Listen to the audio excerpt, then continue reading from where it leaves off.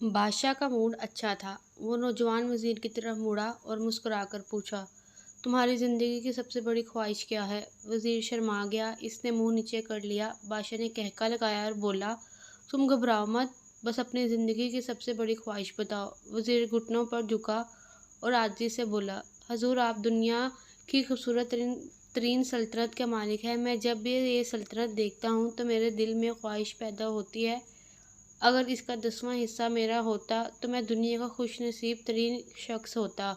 वज़ीर खामोश हो गया। बादशाह ने कहका लगाया और बोला, मैं अगर तुम्हें अपनी आधी सल्तनत दे दूँ तो?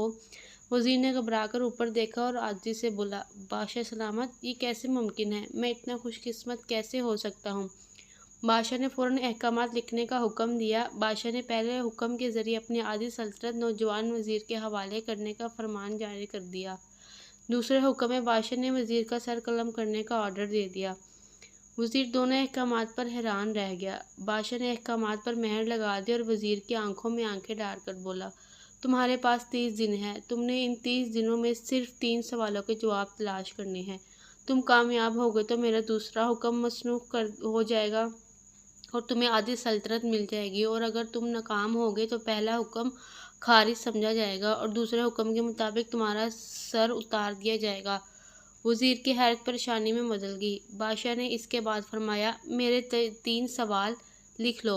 वज़ीर ने लिखना शुरू कर दिया। बादशाह ने कहा, इंसान की ज़िंदगी की सबसे बड़ी सच्चाई क्या है? वो रुका और बोला, दूसरा सवाल, इंसान की ज़िंदगी का सबसे बड़ा धोखा क्या है? वो रुका और फिर बोला, तीसरा सवाल, इंसान की ज़िंदगी की सबसे बड़ी कमज़ोरी क्या है? बादशाह ने इसके बाद नकारे पर चोट लगवाई और आवाज़ बुलंद फरमाया, तुम्हारा वक्त शुरू होता है अब। वज़ीर ने दोनों परवाने उठाए और दरबार से दौड़ लगा दी। इसने इस शाम मुल्क भर के दानिशवर अदीब, मुफ़क्किर और ज़हीन लोग जमा किए और सवाल इनके सामने रख दिए। मुल्क भर के दानिशवर सारी रात बहस करते रहे, लेकिन वज़ीर ने दूसरे दिन दानिशवर बढ़ा दिए, लेकिन नतीजा वही निकला। वो आने वाले दिनों में लोग बढ़ाता रहा, मगर इससे कोई तसल्ली बख्श जवाब न मिल सका। यहाँ तक कि वो मायूस होकर दारुल हुकूमत से बाहर निकल गया। वो सवाल उठाकर पूरे मुल्क में फिरा, मगर इसे कोई तसल्ली बख्श जवाब न मिल सका। वो मारा मारा फिरता रहा, शहर शहर गाँव गाँव की खाक छानता रहा। शाही लिबास फट गया, पगड़ी ढीली होकर गर्दन में लटक गई, जूते फट गए और पाँव में छाले पड़ गए। यहाँ तक कि शर्त का आखिरी दिन आ गया। अगले दिन इसने दरबार में पेश होना था। वज़ीर को यकीन था ये इसकी ज़िंदगी का आखिरी दिन है। कल इसकी गर्दन काट दी जाएगी और जिस्म शहर के मरकज़ी पुल पर लटका दिया जाएगा। वो मायूसी के आलम में दारुल हुकूमत की कच्ची आबादी में पहुँच गया। आबादी के सिरे पर एक फ़कीर की झोंपड़ी थी। वो गिरता पड़ा इस कुटिया तक पहुँच गया। फ़कीर सूखी रोटी पानी में डुबोकर खा रहा था, साथ ही दूध का प्याला पड़ा था और फ़कीर का कुत्ता शड़प शड़प की आवाज़ों के साथ दूध पी रहा था। फ़कीर ने वज़ीर की हालत देखी, कहका लगाया और बोला, जनाब बे आली, आप सही जगह पहुँचे हैं। आपके तीनों सवालों के जवाब मेरे पास हैं। वज़ीर ने हैरत से इसकी तरफ देखा और पूछा, आपने कैसे अंदाज़ा लगा लिया मैं कौन हूँ और मेरा मसला क्या है? फ़कीर ने सूखी रोटी के टुकड़े छाबे में रखे मुस्कुराया, अपना बोरिया उठाया और वज़ीर से कहा, ये देखिए, आपको बात समझ आ जाएगी। वज़ीर ने झुक कर देखा, बोरिए के नीचे शाही खल्लत बिछी थी। ये वो लिबास था जो बादशाह अपने करीब तरीन वज़रा को अनायत करता था। फ़कीर ने कहा, जनाब आली, मैं भी इस सल्तनत का वज़ीर होता था। मैंने भी एक बार आपकी तरह बादशाह से शर्त लगाने की गलती कर ली थी। नतीजा आप खुद देख लीजिए। फ़कीर ने इसके बाद सूखी रोटी का टुकड़ा उठाया और दोबारा पानी में डुबोकर खाने लगा। वज़ीर ने दुखी दिल से पूछा, क्या आप भी जवाब तलाश नहीं कर सके थे? फ़कीर ने कहका लगाया और जवाब दिया, मेरा केस आपसे मुख्तलिफ था। मैंने जवाब ढूंढ लिए थे। मैंने बादशाह को जवाब बताया, आधी सल्तनत का परवाना फाड़ा, बादशाह को सलाम किया और इस कुटिया में आकर बैठ गया। मैं और मेरा कुत्ता दोनों मुतमईन ज़िंदगी गुजार रहे हैं। वज़ीर की हैरत बढ़ गई, लेकिन ये साबिक वज़ीर की हमायत के तजर्बे का वक्त नहीं था। जवाब मालूम करने की घड़ी थी। चनाचा वज़ीर एंकर पंसर बनने के बजाय फरियादी बन गया और इसने फ़कीर से पूछा, क्या आप मुझे सवालों के जवाब दे सकते हैं? फ़कीर ने हाँ में गर्दन हिलाकर जवाब दिया, मैं पहले 2 सवालों का जवाब मुफ्त दूंगा, लेकिन तीसरे जवाब के लिए तुम्हें कीमत अदा करना होगी। वज़ीर के पास शर्त मारने के सिवा कोई ऑप्शन नहीं था। इसने फ़ौरन हाँ में गर्दन हिला दी। فقیر بولا، دنیا کی سب سے بڑی سچائی موت ہے۔ انسان کوئی بھی ہو، کچھ بھی ہو، وہ اس سچائی سے نہیں بچ سکتا۔ وہ رکا اور بولا، انسان کی زندگی کا سب سے بڑا دھوکہ زندگی ہے۔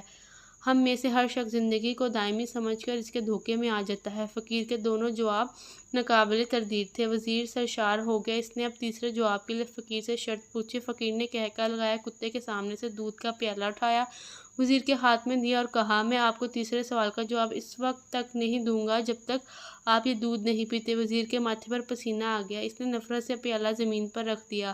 وہ کسی قیمت پر کتے کا جھوٹا دودھ نہیں پینا چاہتا تھا۔ فقیر نے کندھے اچکائے اور کہا، تمہارے پاس اب دو راستے ہیں، تم انکار کر دو اور شاہی جلاد کل تمہارا سر اتار دے، یا پھر تم یہ آدھ پاؤ دودھ پی جاؤ اور تمہاری جان بھی بچ جائے اور تم آدھی سلطنت کے مالک بھی بن جاؤ۔ فیصلہ بہرحال تم نے کرنا ہے۔